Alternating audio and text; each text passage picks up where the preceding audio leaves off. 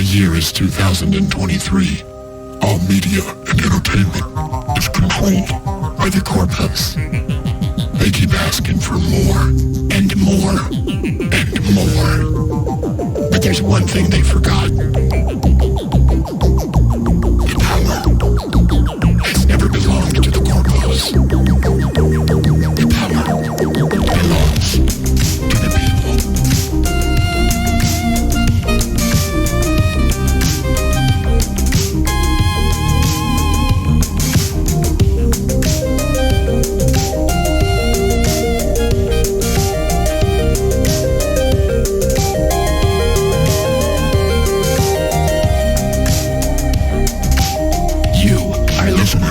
Chunks and a Hunk, and by doing so, you are taking a stand.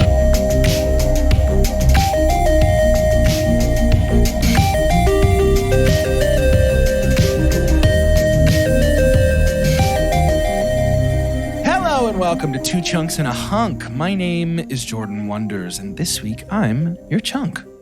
I'm Doge, and ask yourself what makes you come alive. And go chunk that, because what the world needs is people who have come alive.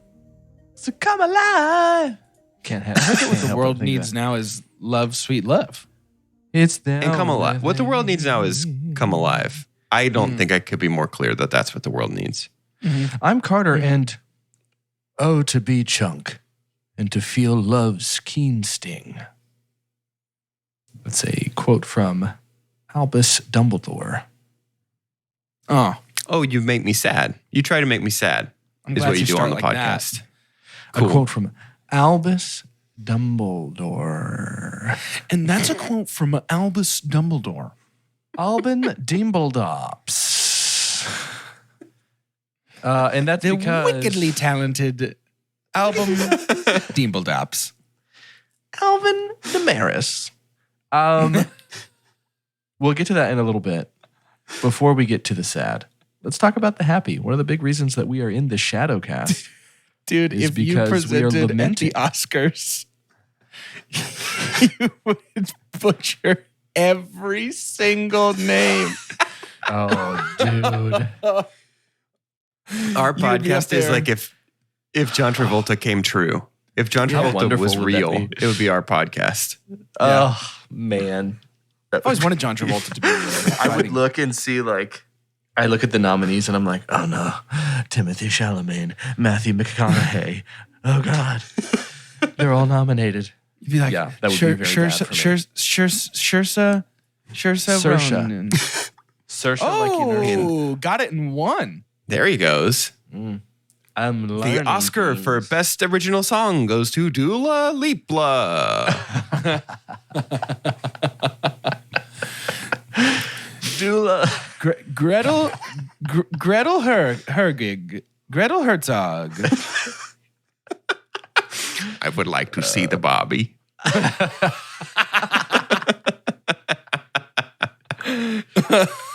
Bobby is infinite years old. The asset. Oh my goodness. The writer's strike is over. They're saying tentative, and I guess that's just because I would imagine any agreement is tentative contractually to some extent. But there's a lot of good things that come from this. A lot of details on AI and what they can and can't use it for as writers, and what the AI can and can't get credit for. There's also obviously pay. Minimum pay has increased. There's a certain higher limit now in terms of the amount of writers that have to be in the writing room for certain pieces. That was a big deal. Was there any of the details I'm missing for those that might have read that? I'm sure the's a handful. I think that's the main one. The main one that stood out to me was the expanded writers' rooms.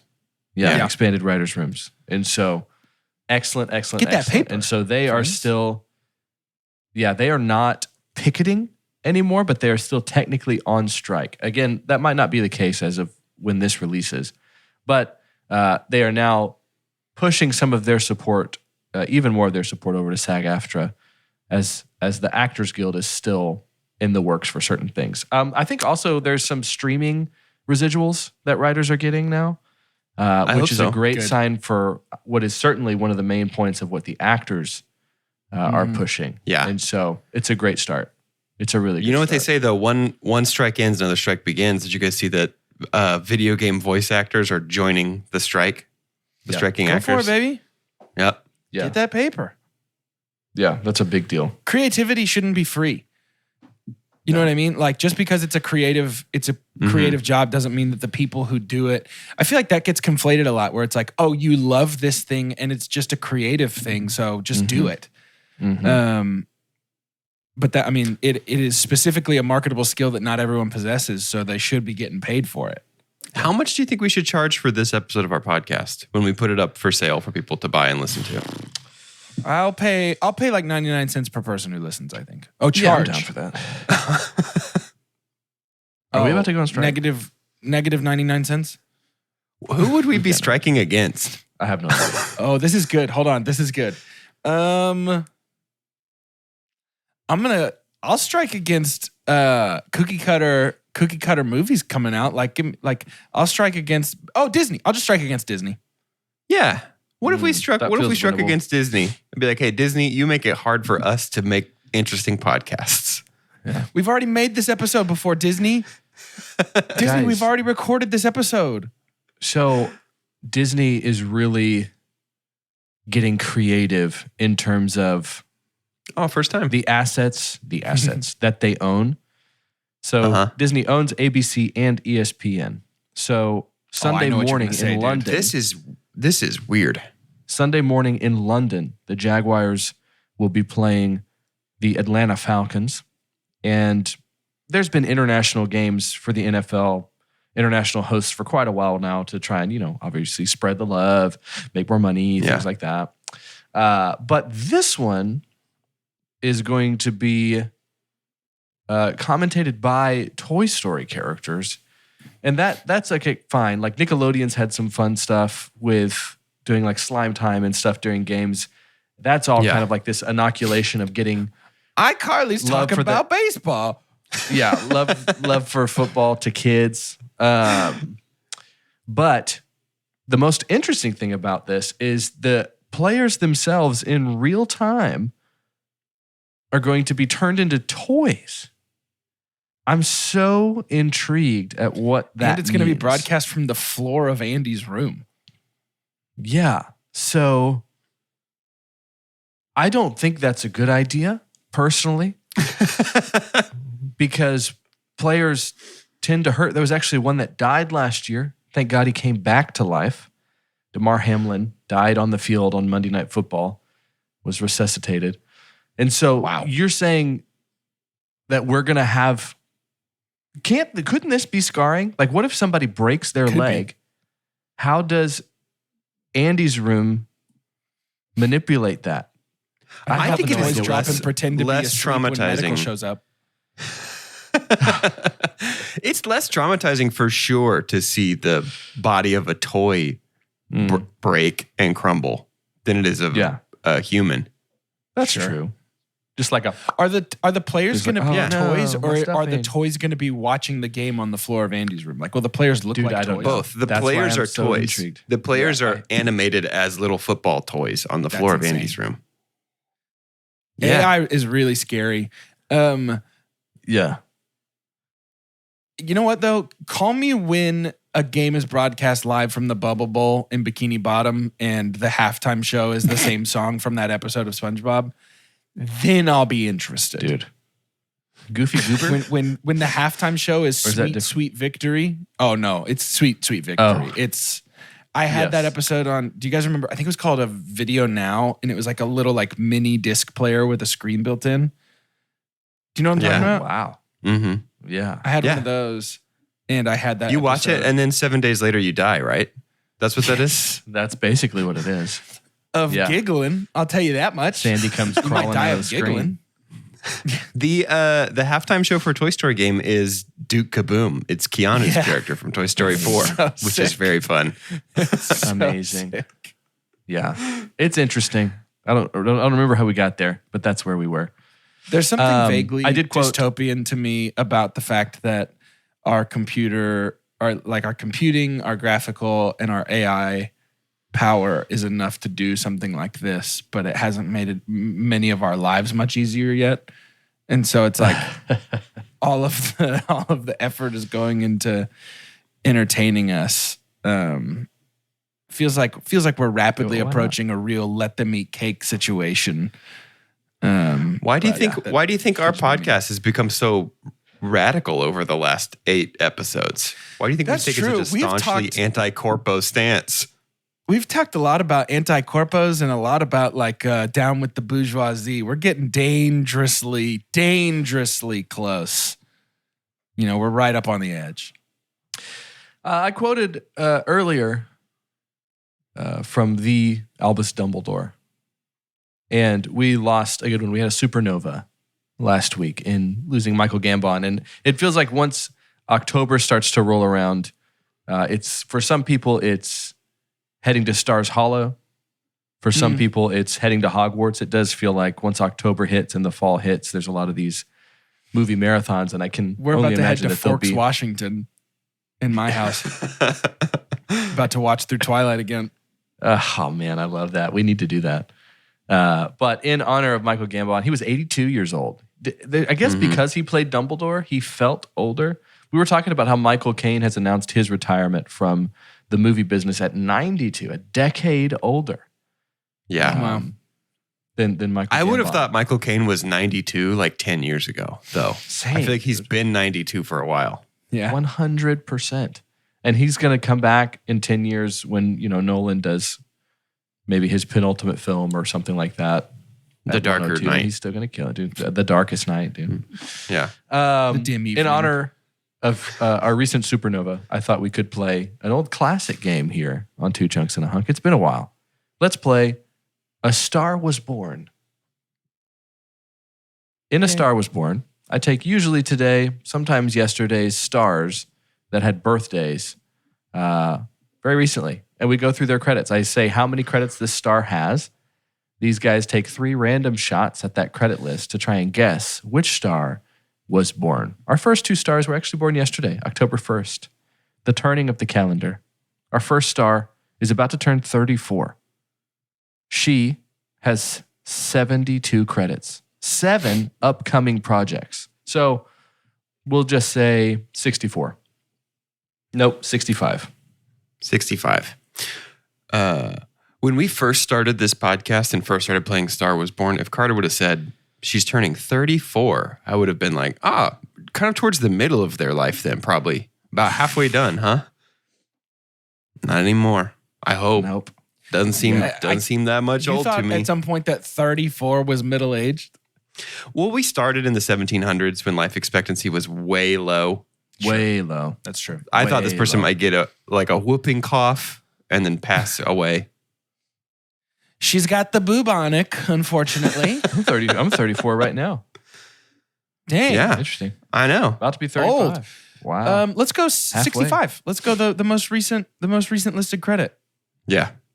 A show called Housebroken. Looks like it's about dogs.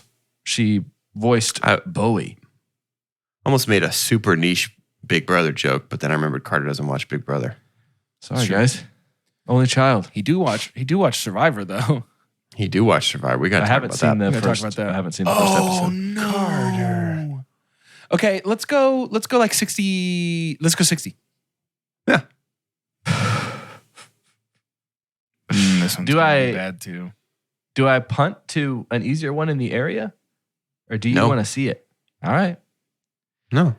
As herself in Nissan Presents Thrill Driver. Oh, I think I know who this is actually. You big good. Thrill Driver fan? I just feel like that's a commercial that I've seen.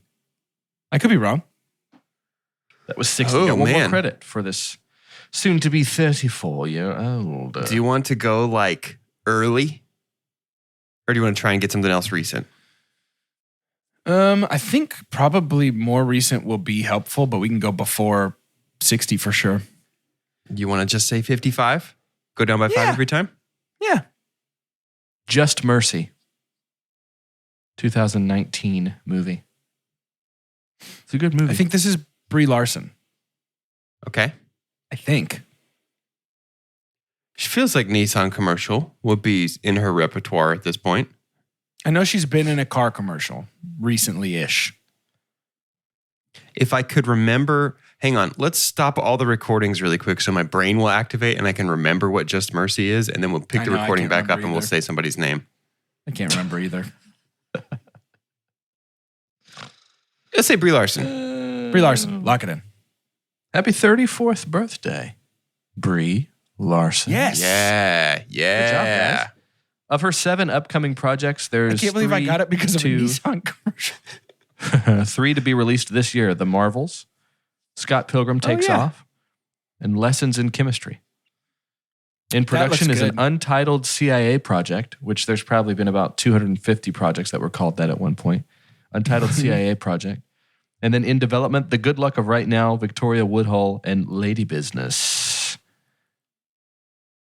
We have another. I thought that was one movie for a second. I was like, that is an unwieldy title. Nope. This actress is about to turn 88 years old, born October 1st. Happy birthday yesterday. She has 50 credits. A nice, clean, crisp 50. Doesn't work as hard as Brie, apparently. Probably not. You would say 49? Yeah, I do. Wow. I can't escape it. Minions, The Rise of Gru. Oh my God. Why do I feel like it's Helen Mirren? Dude, I was just thinking that it's Helen Mirren. I kind of think it's Helen Mirren. You want to do like 45? Yeah. Down by 5's worked last time. Despicable Me 3. Shut up. Not even kidding, dude. Oh, no. Oh, yeah. That's great. You pick. Because when I pick them, they're Despicable Me. Let's go 40.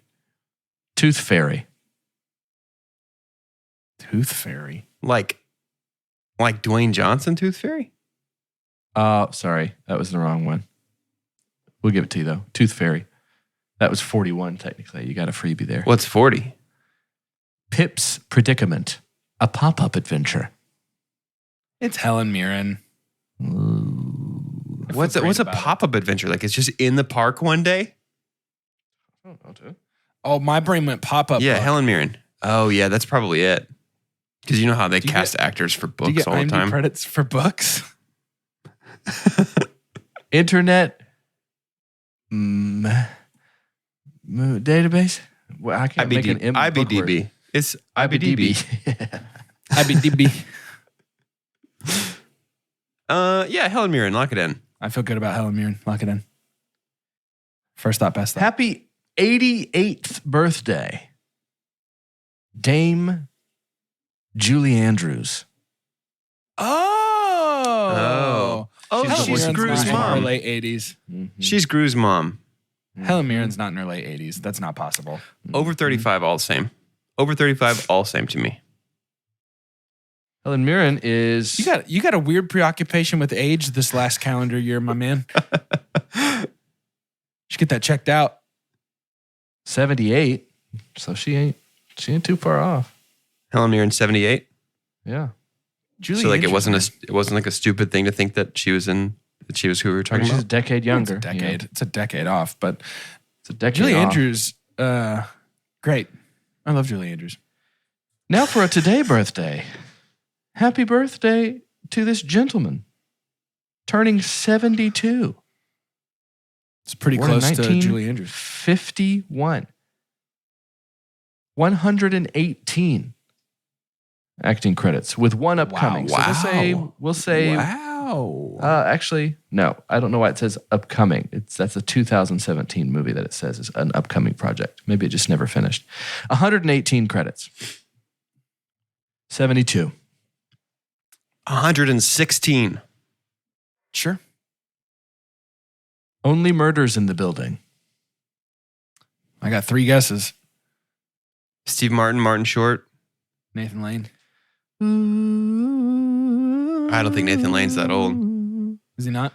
70, what? 72? 73?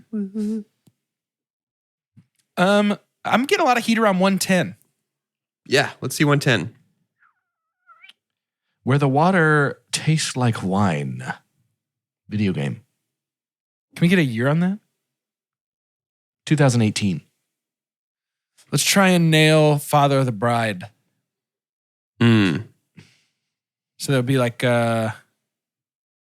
probably in like the 70s. Yeah, 76. Yep. Trombones. Excuse? 76 and that trombones. is what? Oh. It's from the Music Man. I thought you were saying it was a credit called Trombones. I thought so as well. The Emperor's New Groove.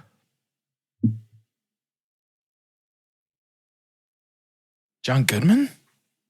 Is John Goodman in Only Murders in the Building? Is he 72? Yeah, I would believe that. It's not Patrick Warburton. It's definitely not David Spade. Is John Goodman in Only Murders? Is Sting in Emperor's New Groove, or is it just somebody pretending to be Sting? No, it is Sting. Sting has a song in the credits. This is Sting. Is Sting in Only Murders? He is. He is in season 1. Yeah, he lives It's in the Sting. building. Sting. It's Sting. Lock it in. Lock it in, Sting. Happy 72nd birthday today. A true muse of this podcast, Sting. Yeah. Good job. Yeah, he was pegged to do kind of what they hoped Phil Collins, like a Phil Collins vibe of like Tarzan, if y'all remember us talking about that. Yeah, and then had a whole thing, a whole soundtrack made, and they didn't really go with it. Sting, dude, 72. Man, if we hadn't gotten Emperor's New Groove, there was no chance. Yeah, no way. Has 72 looked so good? Well, I know a secret. I saw him. I know his. It's not a secret. I know how. It's not a secret. It's not a secret. You can look it up. Maybe not kids around, but I'd look it up. I've looked it up. 4K Every day. I heard if you look it up, your computer calls the police. Mm-hmm. The Nice. Police. Like his famous band that he His sings famous in. band known as The Police. Later on, his famous band known as Sting. I've heard when he retires, he's officially changing his name to Stung.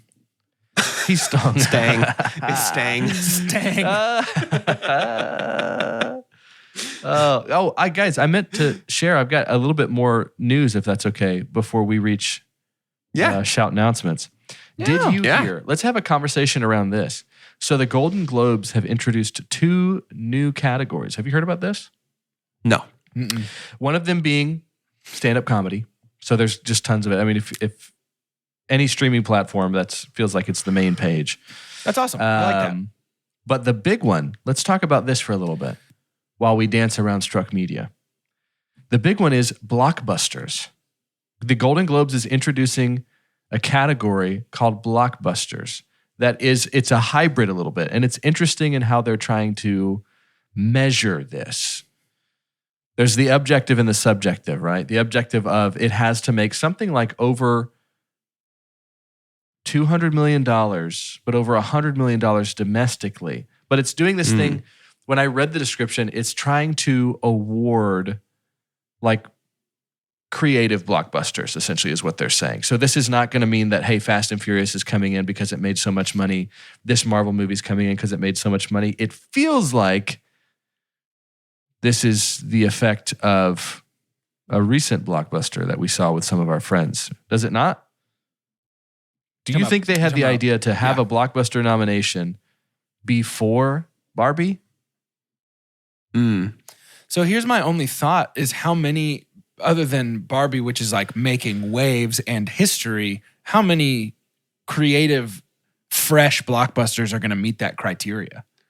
Right. I think don't that's know. so weird to me. And like how many movies are getting pulled out of there? Because Golden Globes does like comedy / musical, right? They're and very like, creative with that stuff. Yeah, I don't know how if this happens. Their at the categories are Academy already Awards. stupid. Yeah. Yeah, because if this happened at the Academy Awards, you take Black Panther, right? Which was it was a big deal that it was nominated for Best Picture. Does it get nominated Right. twice? Right. Right. I don't know.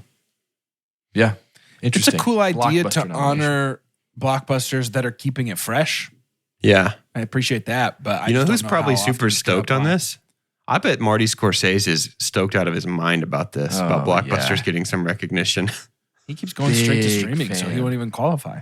I don't know, but here's the thing: like, if I'm Denis Villeneuve and I've done Dune, Yeah. I get Heard of it. awarded this, but not the stuff. I don't know. I don't know what matters to him. My hope is Yeah. it's more about the creative process than any award that you get. It feels like sloppy I would guess so. seconds to be like, hey, I feel, I mean, you won to on be the honest B though, team. I feel like for a lot of these guys who would win awards, a lot of these creatives who would win these awards, I think the Golden Globe, winning a Golden Globe is like, oh, cool, great. I really think that it's the Golden Globes in general feel like the kind of like, okay, Huh. that's fine. Yeah. But Oscars are like what is more legitimate to me anyway. Yeah. I mean, you think like Wes Anderson can't be a part of this. His movies never make that much money. So it's like Greta Gerwig, if she stays on this, heat check right now. Yeah. Christopher Nolan, Denis Villeneuve. These are guys that are consistently making. But there's not even consistently one of those per year. That's what feels weird to me. It's like we're gonna hit a year where it's like, crap, the 3? only movie. Yeah, it's like Really early Avengers animated. 11, Yeah. Avengers 11, Transformers 7, and then the new Godzilla. And it's like, those are what you have to pick from for the Golden Globe. I guess I would be more interested maybe if the criteria was less about money earned and maybe more about like budget. Like if it was like something that had a blockbuster style budget but managed to do something fresh with it rather than cookie cutter. Yeah. It's ironic, not to be that guy. It's just ironic to me that it seems like the bigger the movie, the less exciting it's. Like the current trend is the bigger the franchise, the bigger the movie, the bigger the budget, the safer it is, Yeah, which is, yeah.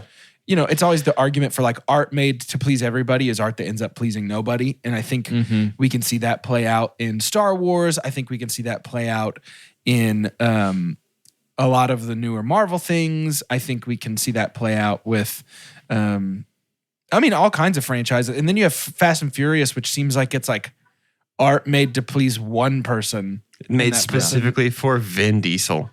Yeah. Maverick would have done well, but it's like Yeah. something that's interesting too is when you look at, so if we talk about the Academy Awards, the most illustrious movies, meaning they got the most awards, outside of Everything Everywhere All at Once, that did end up being somewhat of a blockbuster. It would have met this criteria. Yeah. But like Titanic, Lord of the Rings, Gone with the, all of these things were making bukus of money and Yeah. were Yeah. really good. So why is it that the cream of the crop in terms of the awards also happened to make a ton of money? I don't know. I think it's such an because- interesting relationship. I think it's because the idea of movies being an investment is stronger now than it ever has been. They've always been an investment, obviously, for producers and funding and things like that. But I just think that movies as an investment rather than a creative endeavor is a stronger factor now than it's ever been. Oh, Or yeah. at least it seems to be from the consumer side of things. It totally feels like it's not going to get greenlit unless it has franchise and toyetic potential. Yeah. Yeah. It's all And- a brand thing. Yeah. And to be really honest too, Everything Everywhere All at Once is a movie that we were really excited about to do well. I think a lot of people can paint it as an underdog story, but A24 is a leading Yeah. Yeah. production company right now. You had a seminal action actress, like one of the Yeah. best of all time, and had a budget. Like it's Yeah. not like they Yeah. were just trying to manufacture. Yeah, the multiverses impressive part out of of nothing. Everything Everywhere's win is not that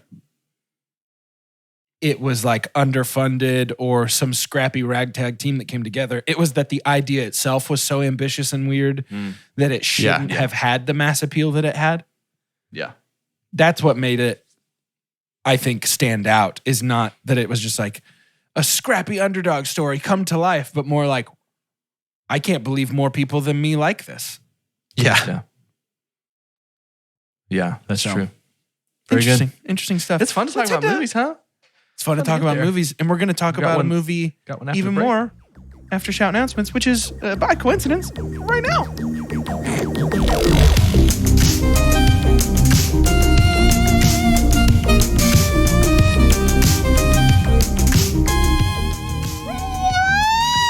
Welcome to Shout Announcements. It's the part of the show where we give shout outs and make announcements. Got a big announcement for movie Big number ol' 2. Technically movie number 4 in our Yeah. I don't know. What did we decide to call this? Chunkoween. Oh, it's Chunktober. Chunktober. It's certainly Chunktober. I know it's Chunktober. That's why that you said part. Chunkoween, because you knew it was Chunktober. Things have subtitles, and you know this. Chunktober for Chunkoween. Oh, no. That doesn't sound like Foreign. something we would do. Yeah, you're Foreign. right. That's a crazy thing to assert. We would never do something stupid. No, all of our Grow up. every series that we have is snappy and clever Foreign. and Grow easily to up, remember. Read a book. Foreign, like the number 4. Yeah. Great. So the next movie that we will be reviewing is a little French ditty. French, yeah? Right? Yeah. Mm-hmm. A little French France? piece, a little French ditty known as Ra. And I'd like to remind you all that you voted for it. So thanks. Yay. You picked it. You picked it. If you don't like it, Thanks. sorry, pick something different. Yeah. You don't get to not like it. You voted for it. You ordered this. You walked up to the counter and said, "I'll have one raw, please." And they As we're brought it to talking you, about the and now French you don't get to movie- cry. About eating people, I would just love for you to remember that we could have been watching a Guillermo del Toro flick. And you chose a The- French movie about eating people. The Diego del Gorbo disrespect in this vote It's insane. has me to questioning how well I know our audience. I know. I thought Devil's Backbone was like guaranteed first or second place. I would have bet money that Babadook was first or second place, but man, I Babadook. really thought that Devil's Babadook? Backbone was right there. Yeah. Baby. Doik. Baby. Babadook? The Babadook. Arnar, it's the Babadook. Arnar. Arnar, the Babadook. Doik. Are you guys going to watch that one with subtitles too? To just complete the Probably. experience? Yeah. Yeah. I mean, if I watch Love Island with subtitles, I might be watching Babadook with subtitles. I had to watch a lot of Peaky Blinders with subtitles just because they mumble so much and in so many different dialects that I was constantly having to shift my head between like, okay, that one's kind of Scottish. Okay, I got to switch back. That one's pretty posh British. Okay, I got to switch back. That one's a little Irish actually. Okay, that one's I watched like Rings of Power with subtitles, and it's because I got like 10 minutes in the first episode and was like, oh, about 80% of these things that they're saying are not real words. yeah. I need to see it almost none spelled. of this script is real things. You're like, what? What happened to his eyelash? I'm thinking about doing Raw with no subtitles, just going on feeling. Just doing raw, I think. Raw, So, dude. There's that. Cheer him on. Wish I hadn't said it. That's the end of Shout Announcements. Goodbye. Welcome back to the show. And that's this. Doge, give me a synopsis so we can talk about our movie this week. I need to flex these muscles. I feel like a little, Yeah. They're a little atrophy. stiff and sore. It's been a Yeah. while. It feels good. This week's IMDb synopsis has no author, which of course means that it crawled its cursed form out of our analog televisions It's to written walk the by- world and wreak havoc. A beautiful little IMDb. IMDb. Rango is an ordinary chameleon who accidentally winds up in Yeah. the town of Dirt, a lawless outpost in the Wild West, in desperate need of a new sheriff. Doge. Ringu. And that's an example of a classic kind of gaffe I would have done back when movies were legal. I was waiting for it to get funny or get scary, man. Yeah, the whole time I was like, I guess lizards Oh, are this is freaky, interesting. but I was like, yeah, I guess Johnny Depp's a chameleon in a cool flower shirt. The real synopsis. A reporter and her ex-husband investigate a cursed videotape that is rumored to kill the viewer 7 days after watching it. very good. Have you guys seen the American version? Bits and pieces? The Maybe. Ring. I think it was one that was on at a party. But I don't think I watched it all. You know what I'm saying? I definitely know everybody was doing the Americanized version is a little bit more flashy, I think, with our big bad. But like that's the one that had the like is that the That's Ring? The Grudge, I believe. That's The Grudge. Never mind then. I don't think I've seen The Ring. I saw also The haven't Ring seen The Ring. in like middle school. I haven't seen it since, so I really don't remember all that much about it other than I think there were some elements of it that I liked at the time, but I remember the VHS tape part being a little more like manufactured feeling and not quite as like realistically like found footagey weird. Yeah. I feel like I remember the VHS tape being like a graphic artist's like college final is what it felt like. That's funny. But that It's like keeps me really on. slick. I think they That's also funny. show the girl's name in the American version is Samara, and I think they show her face a lot more, which So I don't much more. like. I think it's more interesting this way. So much more. So since we're doing this like back half discussion thing, which is different, and our time is shorter, I'm going to change up sort of our flow of discussion. And I think I guess I missed I guess I missed the email or text where you were like, "Can I do that?" I saw it. You were CC. Oh, weird. Dude, I guess sent it.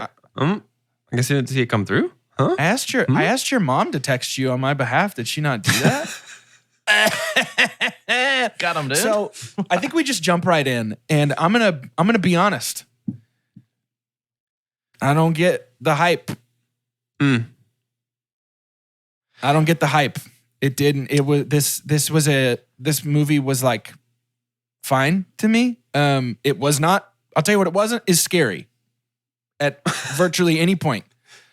And maybe it would have been if I saw it back when it first came out and it hadn't been parodied 1,000 times and cultural osmosis didn't just tell me everything about it. So maybe that's the curse. Maybe I'm living the Seinfeld of horror movies here.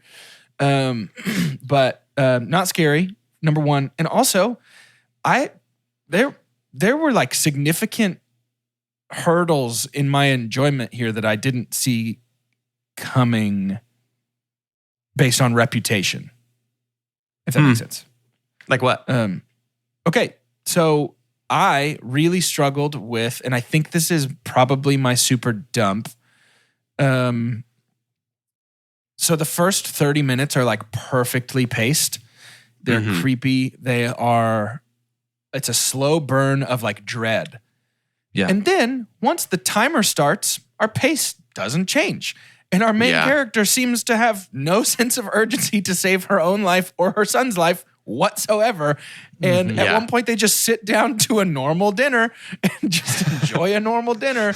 And it's like, if you are buying into this tape, you're dead in 48 hours. Move. Go. Do not take no for an answer. Keep asking questions. It feels like it could have been an hour. I think it's an hour 36, and I think it could have been a real solid hour, like a real solid episode of Black Mirror pace. You know what I mean? Yeah, I'm happy with the hour and a half if we just have move with some urgency. You know what I mean? Like even the well scene, which I think is the best scene in the whole movie. The 2 buckets? Yeah. 2? Yeah, what are we doing? 2 I think there'd be buckets? this much water down there. I don't know, man. It just felt like this whole movie was like, you're going to die in 7 days. It's like, dang, that's crazy. Anyway. I'll probably worry about that in like 6 days or so. Yeah, let's go. Yeah. What are we doing? Yeah. It was. The tone didn't match, is what I'm saying. Yeah. And that's it's my a funny. I feel like I wasn't trying to convince myself to like it. There was a lot that I enjoyed about it, but it did feel like it didn't know. In terms of a genre, it was in between. There was so much about really our main character, Asakawa. She was tropey. She was horror movie. Sure. I would even say horror movie female tropey of like naive. My super dump is just how it felt slashery when I don't think it's supposed to be, because there's also so much creativity that we would even see in one of our favorite Chunktober installments, which was It Follows, in that, the twist at the end is, oh, she didn't get attacked because she showed it to somebody else, right? So here's this looming Final Destination, It Follows-esque, and we've talked about how, it's yes, you can give credit while credit is due, but you also have to appreciate your first viewing and how that went. But I enjoyed the creativity of it, but same. I didn't like how much Asakawa just felt like she needed help. Sure. Because the turn at the end to where she just becomes like vendetta-y didn't make sense to me. The smile, it felt like I should have heard like a electric guitar riff. She's going to go show someone else the movie now to save her son kind of thing. I didn't the movie to save her son. Yeah, I didn't feel that motivation from her at all until that moment. I didn't feel that amount of agency, that amount of like, I'll do whatever it takes to get it done. Yeah. I want to be clear. Like, I had no interest. I don't think any of my not interest. I had no issue with. I don't think any of my problem comes from performance. I think everybody probably did the job they were given very well. Yeah, performances were good, and it was engaging. I just think the direction of the sense of urgency and like the character decisions was off based on what the tone of the threat was. I mean, the threat is so scary. Yeah.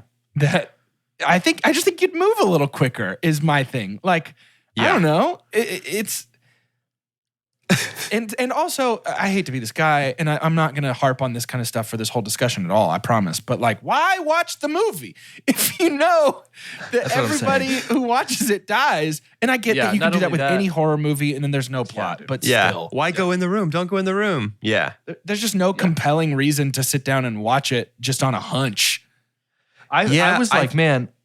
So go ahead. No, I was just gonna say, I think that's like the script is probably gonna be my super dump for that reason, is that I feel like it's like a lot of events happen in sequence, they happen sequentially, but I don't know that those are the best way to get the result that we get. Like, like we want our movie to end with her being like, I'm gonna show my own dad this video to save my son. And I think that's a cool way to end this movie. But I don't know, man. I just feel like it's like you said, like, why watch the movie? Why not, like, they've been trying to avoid the movie, figure out what happened to her niece, and they go to the house, like on the island, on the peninsula, and like he forces them to watch the video or something. Like something, so I don't know. Like him anymore or something like that. Yeah. Yeah, exactly. So I don't know, man. It's just, I feel like there is little things like suddenly her ex-husband, like 3/4 of the way through the movie is like, it's because I'm not human. I'm not normal. And it's like, oh, actually he has the power to read people's memories. You didn't know that? Oh, that's in this movie. It's 3/4 of the way through. There's Japanese folklore about a type of like ghost or demon or something that can imprint memories on physical objects, which is what I think she is supposed to be. It's called Ninsha. Okay, yeah. And I think that's what she's supposed to be, which is how, when people touch the top of the well, they see the memories and things like that. And I think that's really awesome. And like, I really like that idea for a ghoulie. I think that's very fun. Can I harp for 2 more seconds and just be that guy? Can I just go ahead and like lean all the way in? I have 2 more significant issues with the plot that just completely kind of tanked my experience. And maybe I'm stupid, and I would love to find out that I'm stupid and wrong. What was the end game with the well? Like at any point where we revealed that like opening the well would end the curse, or like forgiving her, or you know what I mean? Like at any point where we supposed to be like, all she needs is somebody. Yeah, like all Sadako needs is somebody to hug her and like be like a mother figure of like, I care for you, you're not alone, and that's supposed to fix it. Like, what was the point of going through all that trouble to find the body when I don't know why less than 48 hours to live? Why did our characters decide that's what they needed to do? Right. That's what wasn't clear to me. Movies, I think what I'm realizing too is horror movies, there's so much culture behind different horrors, right? Sure. Ghosts, vampires, werewolves. Like you know that your audience is coming in with some kind of education on how to deal with these things. So in my mind, it was like the demon or ghost needs to just have this one task done and they'll leave you alone. So but I shouldn't have to come up with that myself. Well, maybe I think it's our problem is it needs to be a little bit more obvious. Maybe in Japan it would be super obvious. I don't know. Yeah, maybe sure. Maybe Yeah. it's like if we watched a vampire movie and we found out that it was a vampire, so they grab a wooden stake and drive to the house. If you don't know anything about vampires, you'd be like, why are they doing this? So maybe there's something culturally that we're missing that would have put these pieces together for us. Yeah. And I think that's definitely possible. I think what Yeah. feels more likely is there's no real logic behind it, but Yeah. it's definitely possible. And then my final point that I'm going to pick on, her husband didn't watch the copy. Eventually he did. I thought he did. Eventually he did, but he asked for the copy to be made after he watched the original video. Oh. Yeah. I don't know. Was the significance that it was a copy or did She said you have to yeah, make a copy. No, I don't think you have to copy it. I think you have to show it to somebody. I think so too, Yeah. but she seems convinced that you have to make a copy, and it feels weird to have a character convinced of something in the last 2 minutes of the movie that isn't true. Yeah, I think that was just how it might have just been poorly represented. What was the reminder for her that she wasn't the last one to watch the movie? Yeah, could be. Yeah. Was that like, oh, that's She right. said I made specifically make a copy for though, him. I think. Right. But maybe and that not. was like the aha moment for her. It's like, oh, that's right. I made yeah, it. But you that's watched amazing. it more So recently than confusing. me. Yeah. And then also, I don't understand the significance of the minus plus sign at the end. I don't That was either. something his student came and changed that at the beginning. I know, but the Yeah, way saw that. the vibe of it felt like he saw the plus sign and was like, "Wait, we were wrong. It's not that. It's supposed. It's because It's the ghost equation. The ghost Right. equation is right now. Yeah, yeah. right. That was the vibe of it. Was that he saw the plus sign and then something in the plus sign made him, or minus sign or whatever, made him be like, "Wait, it's because I watched it last. Oh no!" Like, Yeah, you know I what don't I know. mean? I It think felt it like was, we were supposed to put stuff together that I just didn't. Yeah, it put was so together. bizarre. I was trying to put it together. I didn't have the capacity because I didn't have enough calories to burn from the movie. Sure. So I didn't really know how to work with that. But yeah, it ended up just feeling like, let's give him something to giggle about and have the complete juxtaposition of like he's going to die. Like he's not worried anymore. He's just laughing about his, assistant right before he dies. Yeah. But we talk about like maybe there's something that we missed from the culture. Sure. And so, there's only so much that we can do. And I know that there's a wonderful thing too about going into just a movie in general with a touch of ignorance. I think Ringu is tough because we have a general idea before we knew the elements that were born of it. But the ignorance that was a big payoff for me was halfway through the movie seeing Hiroyuki Sanada and just being like, I wait, know. Yeah. I had no idea. And then you go to I didn't IMDb and he's the very last credited guy. I know. And that was the moment that I was like, you know what? It's not necessarily giving a movie grace because some of our favorite movies can do this thing of being like a time capsule and just not being touched again. Specifically in Chunktober, talking about like The Thing is like no one's ever going to get close to that again. It's so very 80s, right? I mean, they did does remake kind of it a take couple you years back ago, to an right? extent.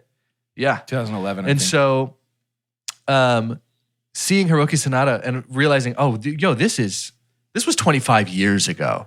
This was 1998 was 25 years ago because I am used to this man being this like sage old, I know. Yeah. most capable character on the screen. I know. And he still kind of held that, right? It did still feel like a Sanada role to an extent because he's got some, supernatural power or something. But I thought he did well. I thought it was a fun surprise.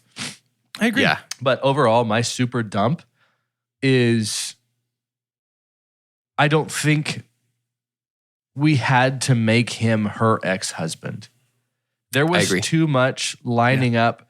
There's a thing with horror sometimes too, I think, where it's like, hey, it's because it's your destiny. I think about Hereditary. And it's like, hey, this guy was always meant to be possessed by this guy who's coming back to end the world. There were too many connections with this specific family that ultimately didn't really have anything to do with the girl, in the well with Sadaka. Yeah.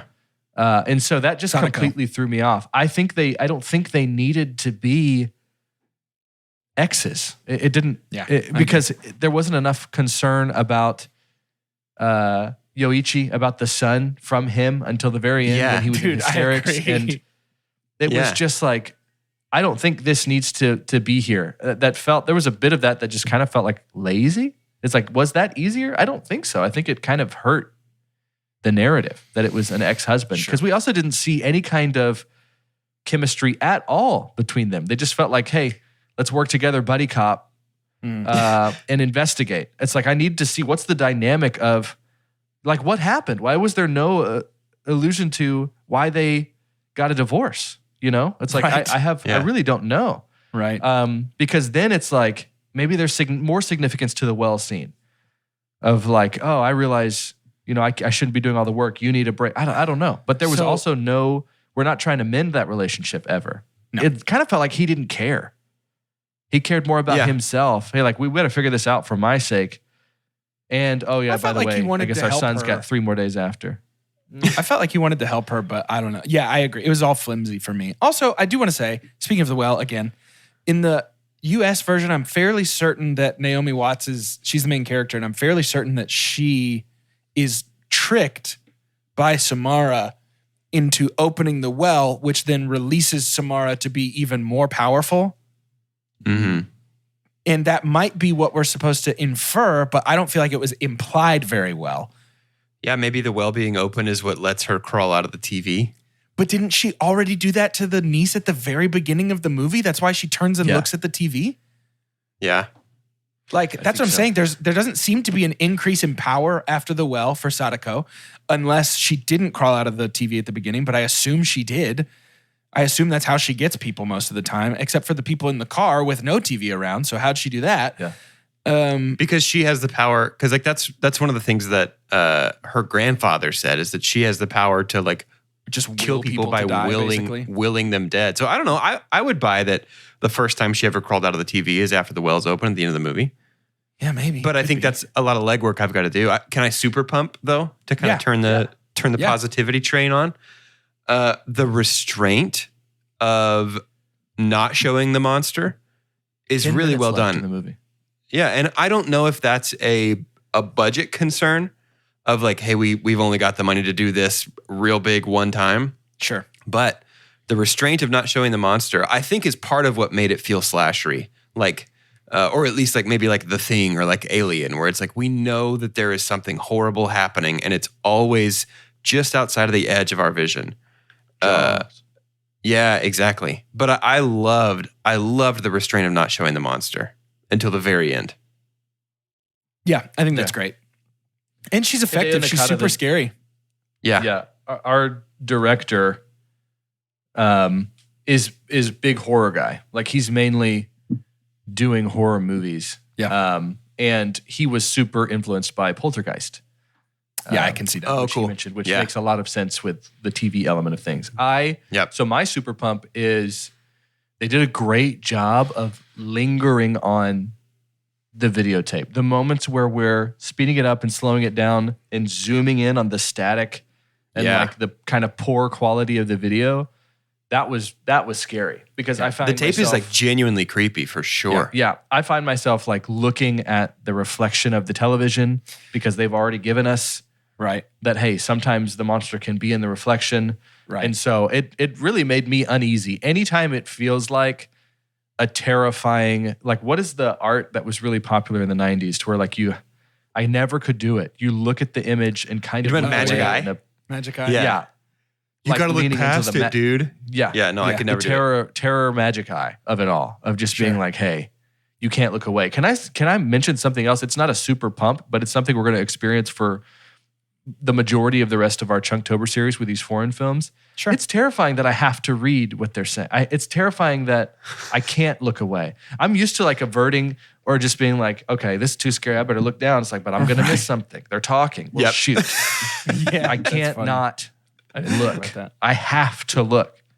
Yeah, that's funny. So yeah, I thought that was great. So my super pump is also just everything to do with the VHS tape. It's perfectly creepy, even though it does super remind me of like the cinema of the unsettling that Gabe shows everybody in the office.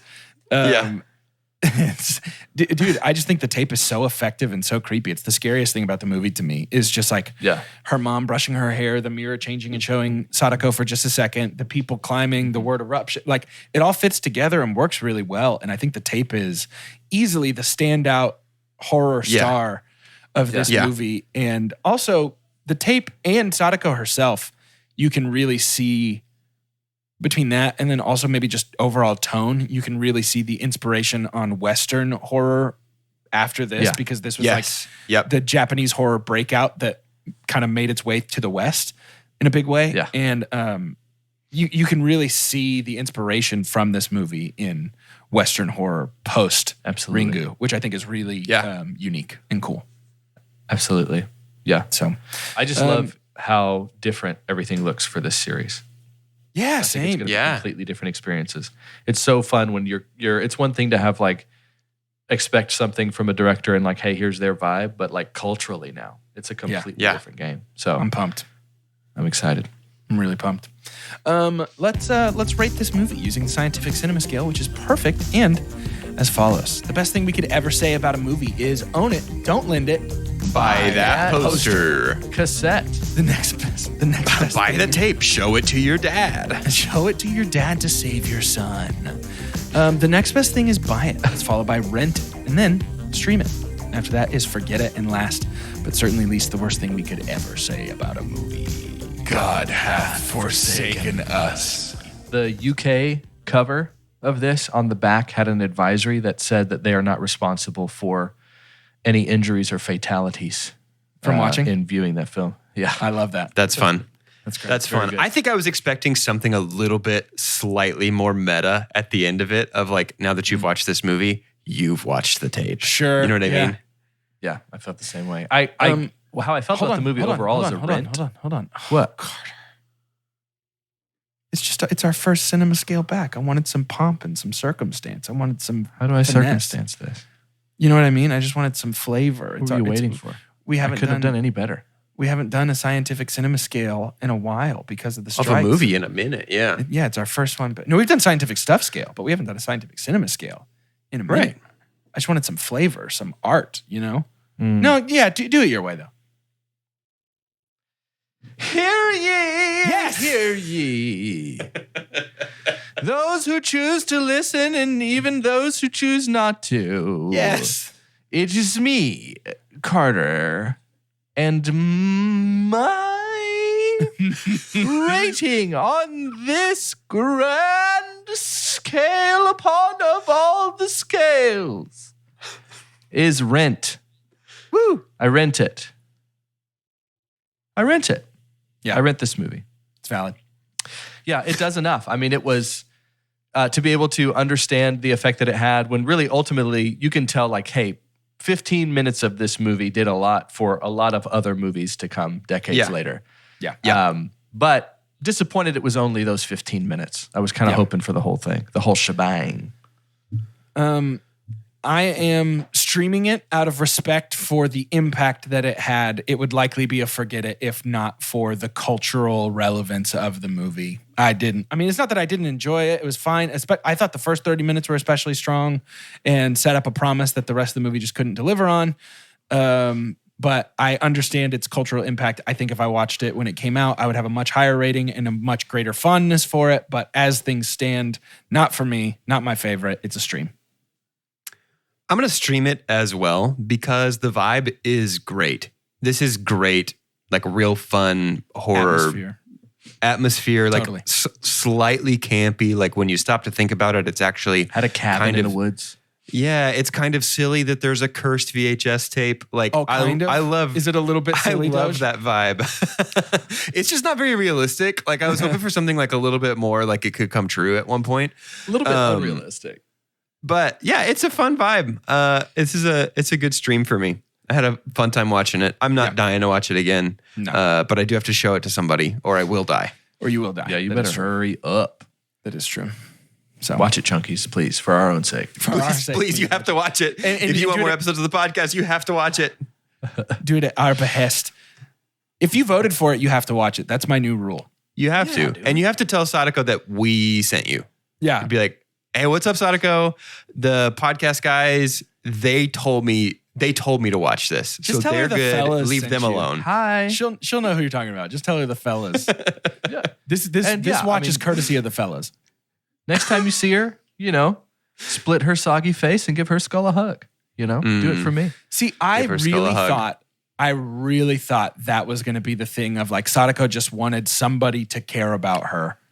And she was like reaching from beyond the grave, just reaching out for like help or to be acknowledged. Like I thought it was going to be one of What those if like she's a lovely bones only- situation. Yeah. What if she's only killing like mothers of children? Yeah. See, I don't even think Because her she's mother just is the reaching out to one them. that wouldn't it be so much more interesting if she was killing professors who were She's killing grandpas only. Well, yeah, she's only going after peepaws in this one. But like Hiroyuki's character was a professor with an estranged child. Like it just feels like Yeah. all the pieces were there for this to be like she's going after people that remind her of her father who tried to kill her. And Yeah. Can't have that. it just wasn't that though. Wasn't that? Yeah. Not that I'm saying that's the only way to fix quote unquote this movie, which feels so asinine. What? and- Hey, what do you, comma, absolutely no one, comma, Yeah, sure. think would make Ringu a better movie? Yeah. Well, here's what I think would improve one of the most revered horror movies of the modern day. Me. First of all, English. If I can't understand it, it's probably not good. Yeah. First of all, reading. Let's start by making it something I can understand. Reading, no thanks. Yeah, no. Next week we're going to be talking about Raw, a little French ditty. I think it's like a from what I charming hear about little the- period piece about. From what I hear about French horror is like, they do not pull punches. This is going to be romantically gory. Cool. Awesome. Thanks for heard voting that for this, I heard that everyone. they slide some human meat in between some sliced baguette. Ooh. The aromas. Do you guys think, so this is a movie Smeagol's about favorite movie. Raw and the sequel, Wriggling. Do you guys, so this is a movie about food in France, which probably has Paris in it. Do you think Ratatouille's in it? 100%. She's a Only veteran. say yes. She works as a vet. Oh, is how she okay. discovers this taste. So, And then the mouse, first sits of all, on her spoilers. head, pulls her marionette strings, and makes her cook people. sits in her mouth. Yep. I'm excited. I heard it ends because Rafe Fiennes just makes her a cheeseburger. Do we sign off anymore? Yeah, Do we do that? How do we end this How do we episode? end movie episodes? I don't remember. You tell us.